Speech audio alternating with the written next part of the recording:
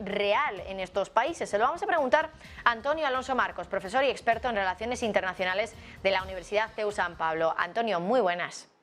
Muy buenas tardes. Buenas tardes. Bueno, como siempre, muchísimas gracias por estar con nosotros y la primera pregunta va a ir un poco por ahí, por lo que acabo de decir básicamente, ¿no? Si realmente tenemos una amenaza real en países próximos a Rusia, por ejemplo es el caso de Estonia, si no recuerdo mal, este país era pues uno de esos países que ahora mismo estaba preparando algunas posibles instalaciones para servir de refugios ante posibles bombas. Claro, al final esto nos está advirtiendo que los propios países que están cercanos a Rusia tienen miedo. No sé si la OTAN también tiene miedo de que haya una amenaza real en estos países, Antonio.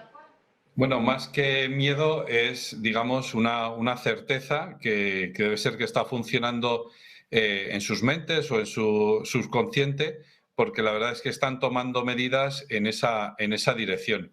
Yo, para ser honestos, yo pensaba que cuando sucedió lo de la caída de ese misil en Polonia, que al principio se le atribuyó a Rusia, empezaron a correr rumores, ríos de tinta y de bits en Internet, porque se lo atribuían a Rusia, entonces hablando del peligro de entrar ya directamente en una guerra con Rusia. Cuando ese azucarillo se diluyó prácticamente al día siguiente, o a las pocas horas, porque se le atribuía ese misil a Ucrania, se enfrió mucho la situación. Bueno, yo esperaba en ese momento que, digamos, se dieran todos los pasos necesarios para acabar con la guerra ya. Sin embargo, las declaraciones de ayer de Stoltenberg y de, que recogía el sentir de la reunión de ministros exteriores en Bucarest, parecían orientados en la dirección completamente, en el sentido completamente contrario, ¿no? Y es, apoyaremos a Ucrania para siempre, en el sentido de hasta que acabe la guerra, y dos, no podemos permitir que esta guerra la gane Rusia. Entonces, pues el mensaje está bastante claro y es pues que lamentablemente, yo no lo quisiera decir, pero a la opinión pública española por lo menos se le tiene que dejar esto claro, ¿no? Estamos en guerra contra Rusia, ya estamos en guerra contra Rusia. No Ucrania, no cualquier otro país, sino España, porque somos miembros de la OTAN, ¿no? Y no solo eso, no solo porque seamos parte de la OTAN, sino porque además Pedro Sánchez, que es nuestro presidente del gobierno, en cada ocasión que tiene de intervenir en cualquier foro, habla constantemente de esto, ¿no? De la guerra de Putin, la guerra en la que Putin nos ha metido, etcétera, ¿no? Entonces, ya tenemos que tener esta percepción en la opinión pública española que ya estamos en guerra contra Rusia. Primero, porque efectivamente no vamos a analizar ahora el origen de esta guerra, ¿no? Pero el hecho cierto es que Rusia invade Ucrania y ocupa, aparte de Crimea en el año 2014, ocupa el este, muy buena parte del este del país en febrero del año 22, de este año, y a partir de ese momento ya no hay marcha atrás, ya no hay vuelta atrás.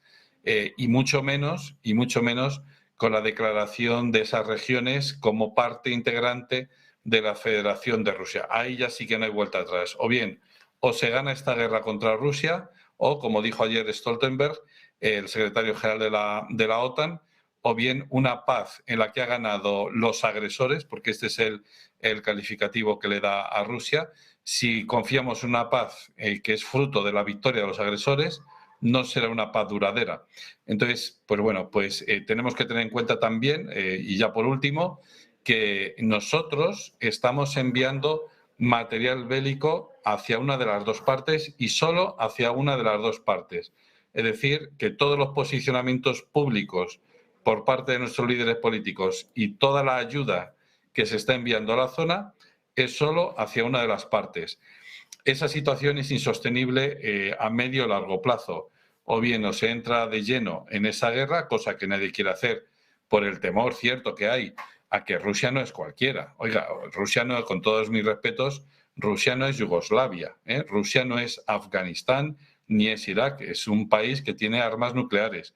Por eso nadie se atreve, digamos, a entrar de lleno en esa guerra contra Rusia, incluso ya digo, con hombres de la OTAN entrando en territorio ruso. Eso, digamos, ya sería la línea roja. Pero a alguien le sorprendería que Rusia empezara no a atacar a los bálticos o a Polonia, sino al Reino Unido o a cualquier otro país que esté suministrando a día de hoy armas letales que se están empleando en Ucrania contra soldados rusos. ¿A alguien le sorprendería? Pues no sé, a lo mejor alguien aquí se hace el sorprendido, pero desde luego, ya digo, y para acabar, no sería sorprendente que Rusia atacara a un país miembro de la Alianza y no en sus fronteras, sino quizás un poquito más para allá. Bueno, muy preocupante, desde luego, lo que nos cuentas, Antonio, respecto a esto. Lo cierto es que las declaraciones que van haciendo los distintos líderes de la OTAN y sobre todo Stoltenberg al final apuntan cada vez más a que lo que no quieren, desde luego, es que Rusia gane esta guerra. Por lo tanto, quieren que gane pues, la OTAN de una forma un poquito más sutil, ¿no? A través de Ucrania. Cambiamos de asunto, aunque al final no dejamos la guerra, porque es una consecuencia de la guerra. Y quería preguntarte por las medidas proteccionistas que está aplicando Estados Unidos, sobre todo con esa ley antiinflación, de reducción de inflación, pero también con el paquete verde, que están enfadando y mucho a Europa. Macron ha ido ya para allá en una visita oficial a ver a Joe Biden, y lo que se dice es que, claro, le va a trasladar su descontento con estos dos paquetes, estas dos leyes, y quizá va a intentar llegar a algún consenso. No sé si realmente Estados Unidos va a aceptar cualquier enfado de Europa o podría ceder. ¿Eso podría ocurrir o Estados Unidos tiene demasiado poder como para ceder ante las presiones de Europa? Bueno, vamos a ver, hay que tener en cuenta, en primer lugar, una cosa, y es que nosotros somos aliados en la defensa, pero no en lo comercial. En lo comercial tenemos abiertas una serie de heridas que no provienen solo de la era Trump, ¿no? Que se suele decir que de la era Trump él fue muy proteccionista y tal.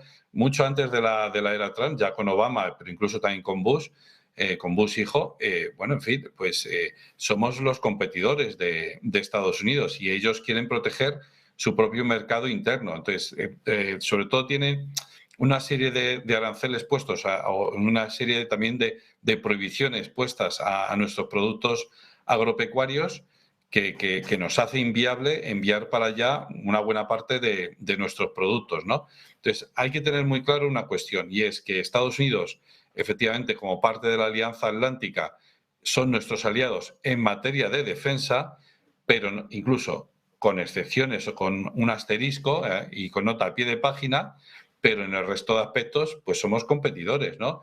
Cuando estamos hablando de energía, no son nuestros aliados, son nuestros competidores.